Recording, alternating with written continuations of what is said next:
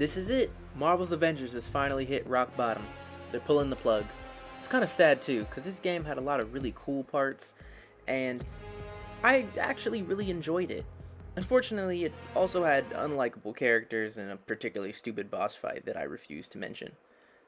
Hey everybody, it's Zay, and today we're going to be doing a quick reminisce of Square Enix's Marvel Avengers. It's been confirmed that the Winter Soldier DLC will be the last content that the game receives. On March 31st, the final patch will be released, allowing players to experience the cosmetic content for free as sort of a final send-off, and then the game will completely lose support on September 30th. The game wasn't well received, but I think it had a lot of good mixed in with the bad, so I'm going to go over the best things and the worst things about the game. Keep in mind that this is my opinion, and feel free to comment if you disagree. Let's dive in. My favorite thing about the game is easily the combat. It's really smooth and fun, and I find myself coming back to play the game even when I didn't have any goals that I wanted to reach. I honestly just wanted to run around and punch stuff. So here's Iron Man. He's my favorite character in the game, and honestly, I just think he's the most fun to play as. They really did good with balancing his moveset. The combat system in this game is actually pretty involved. Every character has a normal combo. You can extend it into an air version of the combo. All characters have some form of gimmick or something that makes them unique. Iron Man can switch between repulsors, laser beams, and my favorite, missiles. Switching between his three options actually change how his combos work and the different finisher moves that you can pull off. Every character has some form of parry, and I personally believe parry should be in every game, so this is a big deal for me. All characters have a support super, in this case an arc reactor overload, an attack super, in this case the unibeam, and an ultimate, which for Iron Man is the Hulkbuster, and this is my favorite one. I love this one. This is awesome. There are 4 skill trees, one for combos and normal moves, one for the 3 special moves, and 2 for stat boosts.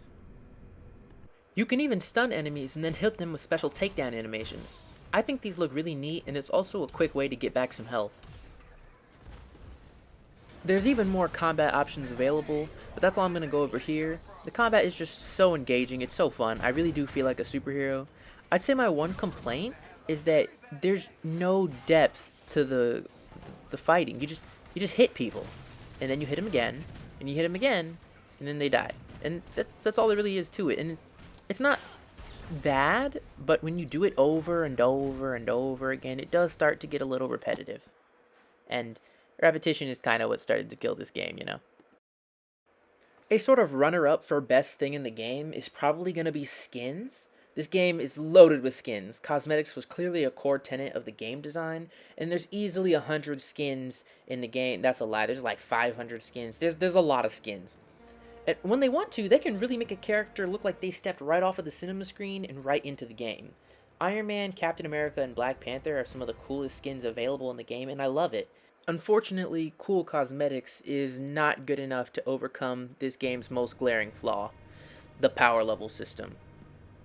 Not to be confused with your character's XP level, the power level is the number on the upper right hand corner of your hero tab. And that number is determined by the gear that you're wearing, essentially turning this game into a looter shooter.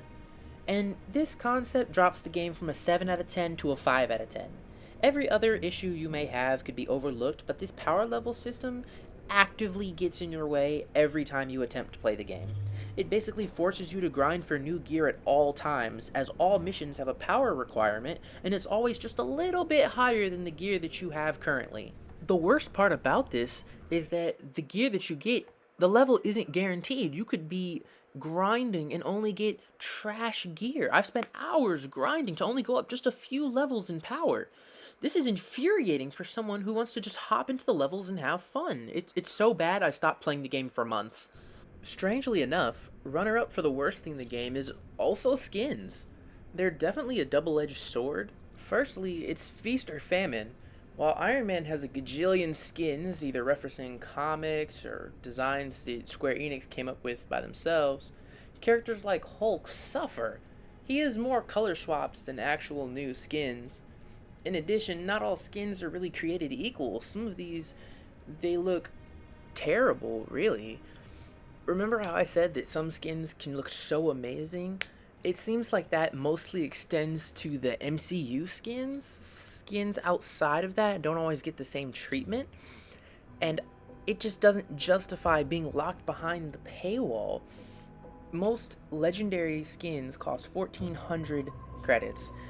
That transfer rate is about $20 essentially. You're gonna have to buy the 2,000 credit pack. That's gonna cost you 20 bucks. You're only gonna be able to buy one skin with it, and the skin, it just doesn't warrant the amount of money. It's an in-game cosmetic. I don't think that needs any further elaboration. I won't lie, I had a really good time playing this game, but I also had a really frustrating time playing this game, and unfortunately, it was the latter more than the former.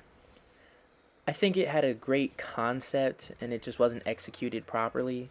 You know, they could probably make another game using the same idea and do it a lot better. They probably won't though, because after seeing this failure, no one's making another Avengers game anytime soon.